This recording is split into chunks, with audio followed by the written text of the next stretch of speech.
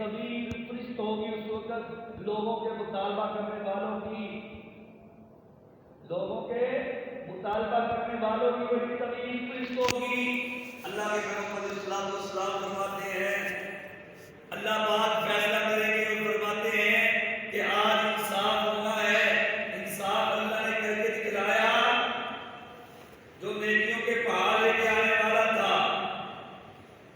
اونچائی والی نیکیاں تھی، بڑے بڑے اعمال تھے جنہوں نے مطالبہ کیا، اللہ نے ان نیکیوں کو ان میں تقسیم کر دیا۔ اللہ کے پیغمبر علیہ الصلوۃ والسلام فرماتے ہیں اس کی تمام نیکیاں مطالبہ کرنے والے مظلوم لوگوں میں تقسیم کر دی گئی، لیکن مطالبہ کرنے والے لوگ موجود تھے۔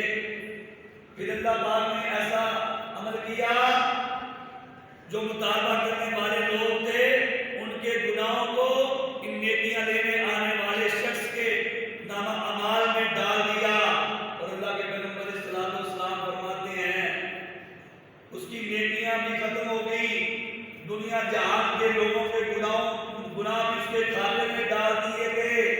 اور جب انصاف فیصلہ ہو گیا، اس وقت جب وہ لوگوں کے اعمال، لوگوں کے گناہوں کو اپنے سر پر رکھتا ہوا جہنم میں دھکیلا گیا، تو اس نے کیا کہا، یا لیتنی کنت ترابا، کاش آج میں مٹی سے مٹی بن جاتا، آج مجھے یہ ذلت اور رسوائی والا دن دیکھنا نہ پڑتا۔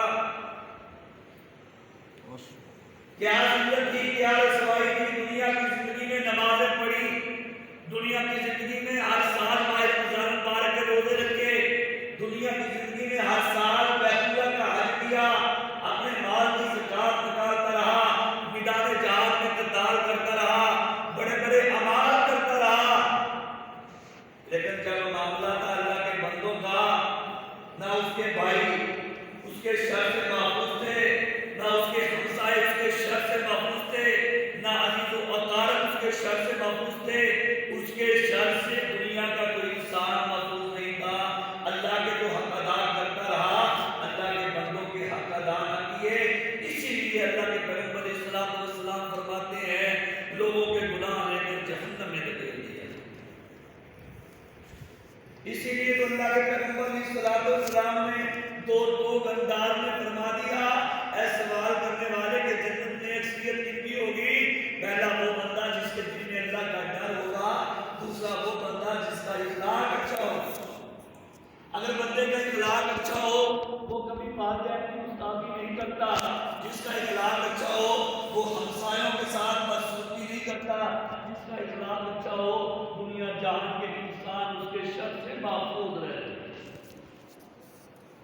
اور جس کا اخلاق اچھا نہ ہو، نہ گھر میں بسنے والی ماں اس کے شر سے محفوظ رہتی ہے، نہ گھر میں بسنے والی اس کی بیوی اس کے شر سے محفوظ رہتی ہے، نہ اس کے زیر سایہ اس کی اولاد اس کے شر سے محفوظ رہتی ہے۔ اسی لیے تو اللہ کے پیغمبر علیہ الصلوۃ والسلام نے دو انداز میں فرما دیا، جس کا اخلاق اچھا ہوگا، جو اللہ سے ڈرنے والا ہوگا، وہی جنت میں جائے گا۔ اور اسی لیے اللہ کے پیغمبر علیہ الصلوۃ والسلام نے حضرت معاذ کو فرمایا تھا، اے معاذ اتق اللہ، اللہ سے ڈر جا، حیث ما کنتا، تو جہاں بھی ہو، اینما کنتا، جہاں بھی رہ، ہر حال میں، اگر گھر میں ہے تو اللہ کا ڈر ہونا چاہیے، اگر بازار میں ہے تو اللہ کا ڈر ہونا چاہیے، اگر تو دکان پہ ہے اللہ کا ڈر ہونا چاہیے، تو جہاں بھی ہو اللہ سے ڈرتا رہے۔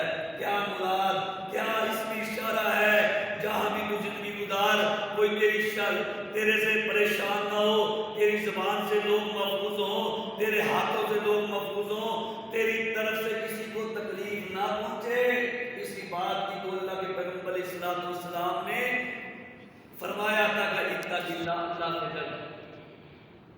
اور جب بندہ اللہ سے ڈرتا ہے بڑے بڑے گناہوں سے بچ جاتا ہے، جب بندہ اللہ سے ڈرتا ہے بڑی بڑی برائیوں سے ڈر جاتا ہے، اور اس لیے تو اللہ تبارک و تعالیٰ نے تقوی اختیار کرنے والوں کے لیے، اللہ سے ڈرنے والوں کے لیے بڑے بڑے فوائد قرآن کریم میں ذکر کیے ہیں۔ ایسے فوائد ہیں، ایسے ثمرات ہیں جو ہر مسلمان فائدہ اٹھا سکتا ہے۔ اللہ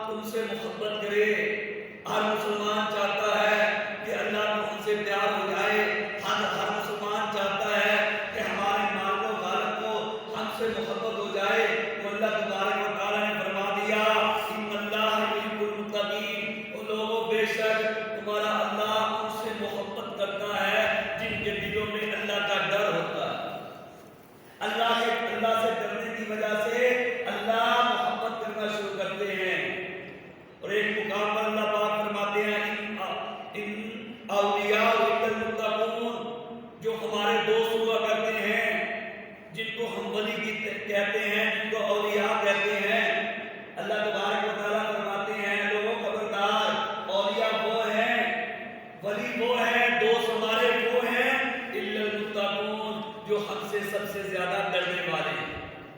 ولی بننے کے لیے کچھ چیزیں لگانے کی ضرورت نہیں ہے، بڑے بڑے اعمال کرنے کی ضرورت نہیں ہے، فقط بندہ اللہ سے ڈر جائے، اللہ سے ڈرنے والا بن جائے، اللہ اس کے رسول کی فرما برداری کرنے والا بن جائے، اللہ پاک فرماتے ہیں وہ ہمارا ولی بن جاتا ہے، ہمارا دوست بن جاتا ہے، ہمارا پیارا بن جاتا ہے۔ اللہ تبارک و تعالیٰ نے جو قرآن کریم میں چند الفاظ میں بندے کے اعمال کی قبولیت کی بات بتلا دی، فرمایا انما یتقبل اللہ من المتقین، اللہ پاک فرماتے ہیں روزے ہم ان کے قبول کرتے ہیں جن کے دلوں میں ڈر ہوتا ہے، صدقہ خیرات ہم ان کا قبول کرتے ہیں جن کے دلوں میں اللہ کا ڈر ہوتا ہے، نمازیں ہم ان کی قبول کرتے ہیں جن کے دلوں میں اللہ کا ڈر ہوتا ہے، حج ہم ان کا قبول کرتے ہیں جن کے دلوں میں اللہ کا ڈر ہوتا ہے۔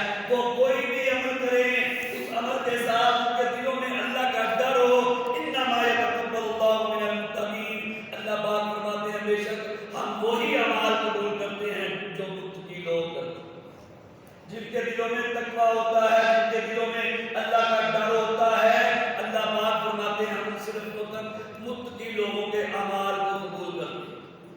جن کو دلوں میں اللہ کا ڈر نہیں ہوتا، اور میرے بھائیوں اللہ کا ڈر بہت بڑی اللہ کی نعمت ہے، جس کو میسر آ جائے، جب بندہ اللہ سے ڈرنے والا بن جاتا ہے، اللہ بڑے بڑے گناہوں سے بچ جاتا ہے، جب بندہ اللہ سے ڈرنے والا بن جاتا ہے، بڑی بڑی اللہ کی نافرمانیوں سے ڈر جاتا ہے، جب بندہ اللہ سے ڈرنے والا بن جاتا ہے، بڑے بڑے برے اعمال سے محفوظ ہو جاتا ہے۔ اور اللہ تبارک و تعالیٰ فرماتے ہیں جو ہم سے ڈرتے ہیں، جن کے دلوں میں ہمارا ڈر ہوتا ہے، ان کو دنیا کے کسی انسان کا ڈر نہیں رہتا۔ جو اللہ سے ڈرنے والے ہوتے ہیں ان کے لیے بڑی بڑی طاقتوں کا کوئی ڈر کچھ نہیں رکھتا، کچھ حیثیت نہیں رکھتا۔ اللہ تبارک و تعالیٰ فرماتے ہیں فمن اتقی، اور جو ڈر گیا، واصلح، اور اپنی اصلاح کر لی، فلا خوف علیہم ولا هم يحزنون، جو ہم سے ڈر گیا اور اپنی اصلاح کرنے والا بن گیا، اللہ تبارک و تعالیٰ فرماتے ہیں دنیا کی زندگی میں نہ اس کو کوئی خوف ہوتا ہے، نہ کوئی غم ہوتا ہے، نہ کوئی پریشانی۔ فقط کام ایک ہی کرنا پڑے گا، اللہ سے ڈرنا پڑے گا۔ اسی لیے تو اللہ تبارک و تعالیٰ نے قرآن کریم کی ابتدا میں فرما دیا الف لام میم ذالک الکتاب لا ریب فیہ ھدی للمتقین، لوگوں یہ کتاب مبین ہے، لا ریب کتاب ہے، قرآن مجید ہے، فرقان حمید ہے، اس قرآن مجید سے ہی لوگ ہدایت پکڑتے ہیں، ہدایت بھی وہ پکڑتے ہیں جن کے دلوں میں اللہ کا ڈر ہوتا ہے۔ ھدی للمتقین، متقی لوگ ہی ہدایت یافتہ ہوتے ہیں، متقی لوگ اس صراط مستقیم پر چلتے ہیں، متقی لوگ ہی کامیاب ترین ہوتے ہیں۔ تقوی اختیار کرنے کے لیے قرآن کریم کا مطالعہ کرنا پڑے گا، تقوی اختیار کرنے کے لیے قرآن کریم کو پڑھنا پڑے گا۔ ہمیں قرآن کو پڑھیں گے، عربی کو ہم پڑھتے ہیں، عربی ہم اجمی لوگ ہیں، قرآن کو سمجھنے کے لیے جو نقطے کی بات ہے وہ قرآن کو ترجمے کے ساتھ پڑھنا ضروری ہے۔ عربی پڑھ کے ثواب تو ملتا ہے، اجر تو ملتا ہے، نیکیاں تو ملتی ہیں، واللہ سمجھ بہت کم ملتی ہے، سمجھ بہت کم ملتی ہے۔ اس لیے تو اللہ تبارک و تعالیٰ نے قرآن کی ابتدا میں فرما دیا ذالک الکتاب لا ریب فیہ، یہ کتاب ہے اس میں کوئی شک نہیں۔ اگر تم چاہتے ہو کہ ہدایت یافتہ بن جاؤ، اگر تم چاہتے ہو متقی بن جاؤ، اس قرآن کریم پر عمل کرنا پڑے گا۔ یہ ماہ رمضان مبارک کا مہینہ، اس کا قرآن کے ساتھ بڑا گہرا تعلق ہے۔ رمضان مبارک کے مہینے میں ہی قرآن کے نزول کی ابتدا ہوئی تھی، اس لیے رمضان اور قرآن کا بڑا گہرا تعلق ہے۔ ہم نے تو سمجھا کہ سال بعد ماہ رمضان مبارک کا مہینہ آتا ہے، بڑھ چڑھ کر قرآن کی تلاوت کی جائے، 2 قرآن 4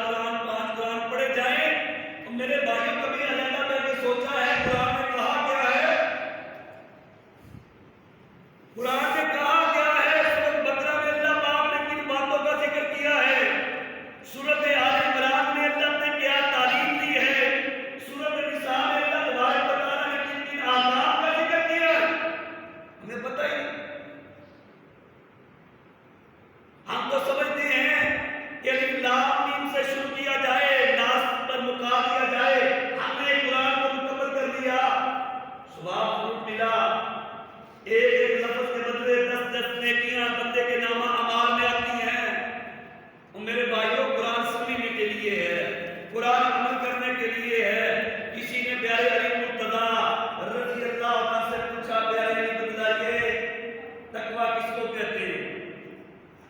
پیارے علی مرتضیٰ رضی اللہ عنہ فرماتے ہیں تقویٰ پوچھنے والوں، تقویٰ کا پوچھنے والوں، تقویٰ کس کو کہتے ہیں؟ میں سمجھتا ہوں جس بندے نے 4 باتوں کو اپنا لیا وہ متقی بن گیا۔ پہلی بات، جو سب سے زیادہ اللہ سے ڈرنے والا ہو۔ دوسرا فرمایا جو قرآن کریم پر عمل کرنے والا ہو۔ جو تیسری فرمایا جو مقدر میں ہے اس پہ شاکر رہنے والا ہو۔ چوتھا فرمایا جس کے دل میں آخرت کی فکر۔ پیارے خدا سے ہم محبت کو بڑی کرتے ہیں، ان سے حقیقت کو بڑی رکھتے ہیں۔ کبھی ان کی اس بات پہ غور کیا کہ بندہ اللہ سے ڈرنے والا ہو، قرآن پر عمل کرنے والا ہو؟ قرآن پر عمل کیسے ہوگا؟ عربی پڑھنے سے؟ اور میرے بھائیوں جو قرآن میں ذکر کیا گیا ہے اس کی تو اللہ پاک نے فرمایا لا، اس میں کوئی شک نہیں۔ اللہ تبارک و تعالیٰ نے قرآن کریم میں دنیا کا کوئی مسئلہ بیان نہیں کیا، بلکہ ہر مسئلہ بیان کر دیا۔ کوئی ایسا مسئلہ نہیں جو ذکر نہ کیا ہو۔ دنیا کی زندگی میں ہمارے ساتھ جو معاملات ہوتے ہیں، جو ہم زندگی گزارتے ہیں، ایک ایک لمحے کا تذکرہ اللہ نے قرآن میں کر دیا۔ ایک ایک بات کا قرآن کریم میں تذکرہ کر دیا ہے۔ ہمارے لہو و نہار کا قرآن میں تذکرہ کیا ہے۔ قرآن کریم تو انسانوں کی رہنمائی کے لیے، قرآن کریم تو انسانوں کی ہدایت کے لیے ہے۔ ہدایت وہی پکڑتے ہیں مدلل متقین، جن کے دلوں میں اللہ کا ڈر ہوتا ہے۔ اور اللہ تبارک و تعالیٰ فرماتے ہیں فمن اتقى، جو ہم سے ڈر گیا، واصلح، اپنی اصلاح کر گیا، فلا خوف علیہم ولا هم يحزنون، ان کو دنیا کا کوئی غم نہیں رہتا، دنیا کا کوئی فکر نہیں رہتا، دنیا کی کوئی پریشانی ان کے قریب نہیں آتی۔ اور تقویٰ ایک ایسا بڑا عمل ہے جس کو ہم چھوڑ چکے ہیں۔ آج موجودہ دور میں پریشانی کا دور ہے، وباؤں کا دور ہے، کرونا وائرس جس کو ہم نے بڑا جس سے ہم مسلمان بڑے خوفزدہ ہو چکے ہیں۔ کرونا سے کیا ہوگا؟ زیادہ سے زیادہ بندہ فوت ہو جائے گا۔ یہ دنیا کی عارضی زندگی ہے، مرنا تو آخر ہے۔ تو ایسا مرے کہ ہمیں آخرت کی فکر ہو، آخرت کی تیاری ہو، آخرت کے لیے کچھ ذخیرہ ہو، تاکہ کل قیامت کا دن ہو جب ہمارے اعمال ہمارے دائیں ہاتھ سے کیے جائیں تو ہم خوش ہو جائیں۔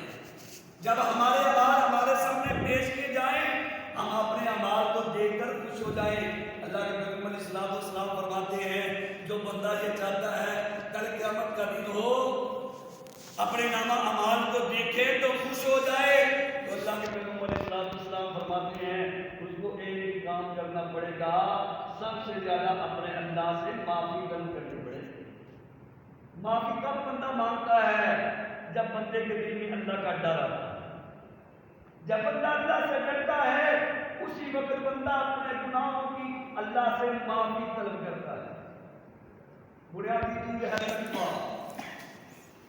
ہر اعمال کی قبولیت کا نام ہے تقویٰ۔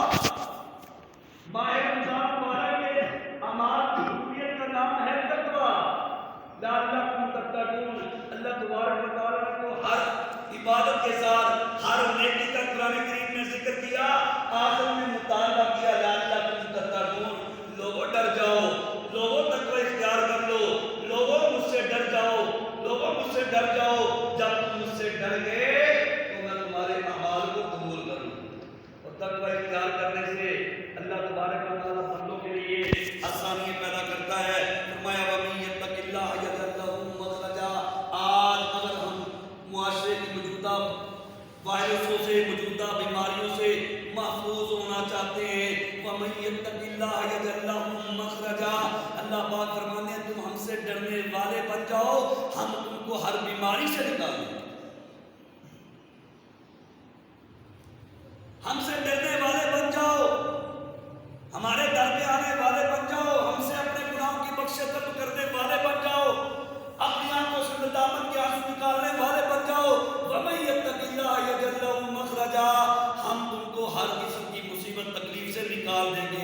وَيَرْزُقْ مِنْ حَيْثُ لَا يَحْتَسِبُ، ہر بندہ رزق کی تلاش میں ہے، رزق کی جستجو میں ہے۔ اللہ فرماتے ہیں جب تم ہم سے ڈر جاؤ گے، وَيَرْزُقْ مِنْ حَيْثُ لَا يَحْتَسِبُ، جب تم ہم سے ڈرنے والے بن جاؤ گے تو ہم آپ کو رزق وہاں سے دیں گے جہاں سے تمہارا وہم و گمان بھی نہیں ہوگا۔ بندے کی سوچ بھی نہیں ہوگی۔ مثال بیان کروں، حضرت عبداللہ بن عمر رضی اللہ عنہ فرماتے ہیں وہ ایک سفر پر نکلے، ایک مقام پر پڑاؤ ڈالا، دسترخوان لگایا گیا، ان کے ساتھ امام مجاہد رحمۃ اللہ علیہ جو تابعی ہیں کھانا کھانے لگے۔ حضرت عبداللہ بن عمر رضی اللہ عنہ فرمانے لگے امام مجاہد جاؤ، جا کر کوئی مسافر تلاش کر کے لاؤ، کوئی مہمان تلاش کر کے لاؤ، ہمارے ساتھ بیٹھ کر کھانا کھائے۔ کافی دیر کے بعد ان کو ایک چرواہا ملا، اس چرواہے کو لایا گیا، دسترخوان پہ بٹھایا گیا۔ جب دسترخوان پر بٹھایا گیا، کہا کھانا کھاؤ، کہنے لگا انا صائم، میں تو روزے کی حالت میں۔ صحابی رسول حضرت عبداللہ بن عمر فرماتے ہیں حیران پریشان ہوئے کہ عرب کی گرمی ہے، رمضان کا مہینہ بھی نہیں، ایک چرواہا ہے، ایک غلام ہے جس نے روزہ رکھا ہوا ہے۔ ہم سے لوگ ٹھنڈے موسم میں روزہ رکھنا ہم کو بڑا تکلیف دہ گزرتا ہے۔ ہم کام کاج کے لیے جاتے ہیں، روزی کمانے کے لیے جاتے ہیں، مزدوری کرتے ہیں، روزہ رکھنے کے بارے میں کہا جائے کہ روزہ رکھیے، بھائی کام کیسے کریں گے؟ روزہ رکھ کے کام نہیں ہوتا۔ وہ عرب کا غلام دیکھو، بکریوں کو چرانے والا چرواہا دیکھو، رمضان کا مہینہ بھی نہیں ہے، نفلی روزہ رکھا ہے۔ تو حضرت عبداللہ بن عمر رضی اللہ عنہ فرمانے لگے میرے دل نے کہا اس کا کیوں نہ امتحان لیا جائے کہ اس کا ایمان کتنا ہے۔ اس کو کہا، اس چرواہے کو کہا یہ آپ کے پاس جو بکری ہیں ان میں سے کچھ بکری ہمیں فروخت کر دیں تاکہ ہم اس کو ذبح کریں، گوشت کھائیں، آپ کو بھی گوشت دیں گے۔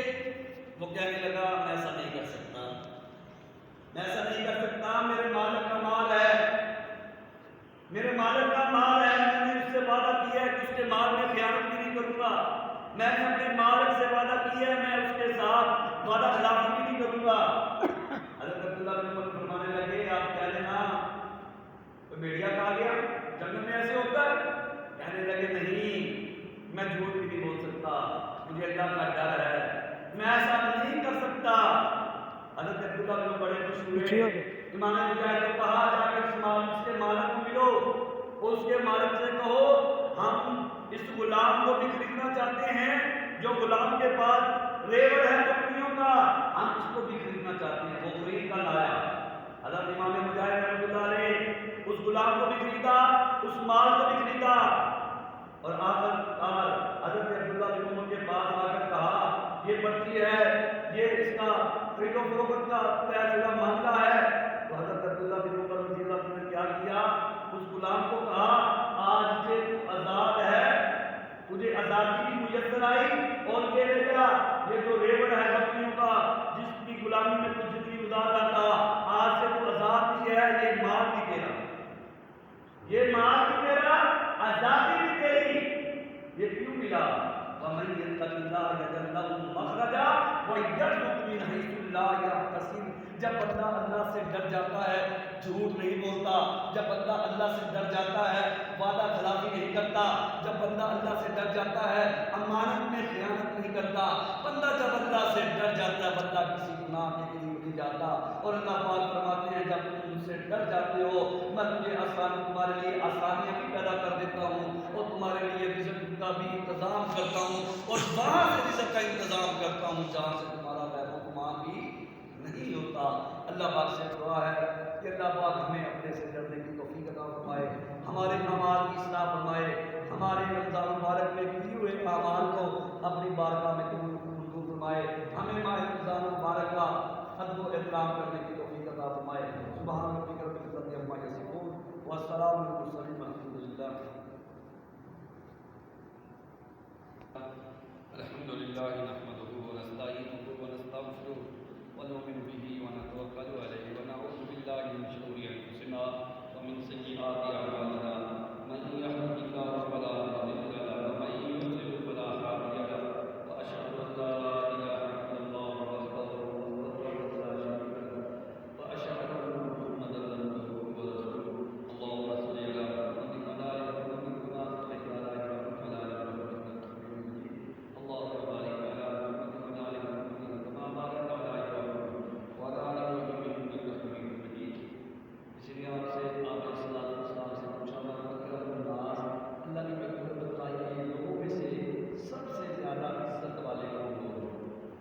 عزت والے مقام والے شان والے لوگ ہو گئے. تو اللہ کے رسول علیہ السلام نے مردوں کا کسی عمل کا ذکر نہیں کیا. یہ عمل کرنے والا عزت والا ہے, یہ عمل کرنے والا عزت والا ہے. مگر اللہ کے پیغمبر علیہ السلام نے ایک ہی بات بیان کی, فرمایا سب سے زیادہ جو تمہیں ڈرنے والا ہے, سب سے زیادہ جو